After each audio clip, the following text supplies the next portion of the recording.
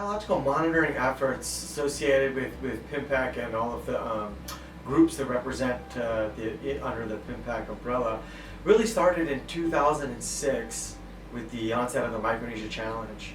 And what happened was a team of scientists came together from Micronesia and said, look, we're going to all join forces and we're going to all examine and conduct the same science on the different islands in terms of trying to understand our reefs and our fisheries and our watershed pollution.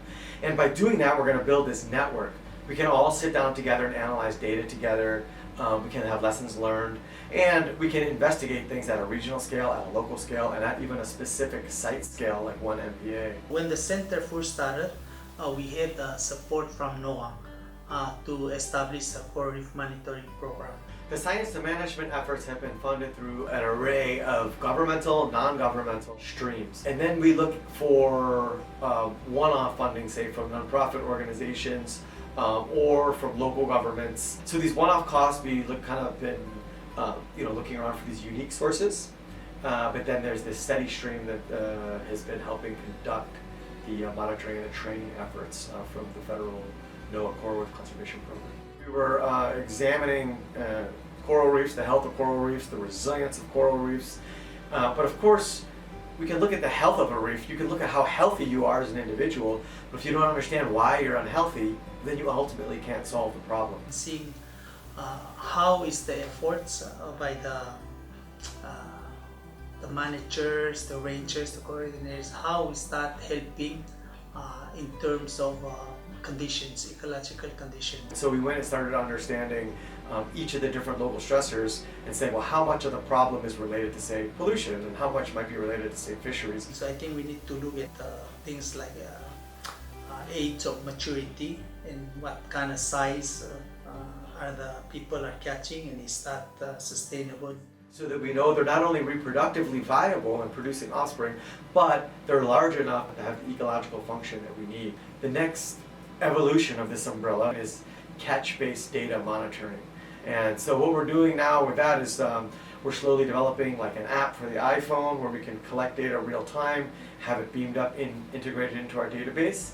So now we can identify the problem, the stressor on reef resilience, and then identify and recommend certain species-based management. Site managers are monitoring and they provide rangers to patrol the site, and yet when we did monitoring of those marine protected areas, we found out that the biggest threat was not poaching, or it was coming from outside, it was from land use and development. We need to think of other management approaches as well, and so that's one major angle that the technical capacity has really filled in. So we've now developed a database and trained people on how to use the data that comes out of the database to address questions. So bringing that whole full circle, I'll call that the capacity circle, the technical science capacity circle, really is one of the most positive outcomes that I see. If we go and see this area that is really doing well, there's a lot of fish, the corals are in good condition, I think they're going to continue doing their work, and they're not going to take specific action because of those results. But I think it will help them that they know that their work is making a difference, and then so they can continue that work. Looking into the future, as we've been talking about fisheries, how important fisheries are, and what we're going to do to hopefully address fisheries, which is a major challenge, there's a lot of key next steps. And one of them is we need to build the analytical or the database framework that we have for all of the reef monitoring data. So that's our first technical challenge. So that's a technical challenge. Then after that, we have to do the capacity challenge. We need to tell people, okay, now we have the technical data and the support, and it's all in there just like it was before. Now this is how we use it. And this is how we translate that piece of data into a management suggestion. And then that goes to a forum, like a community kind of interaction forum, and then that turns into policy, and then that policy has to be evaluated, and so the circle has to keep going around.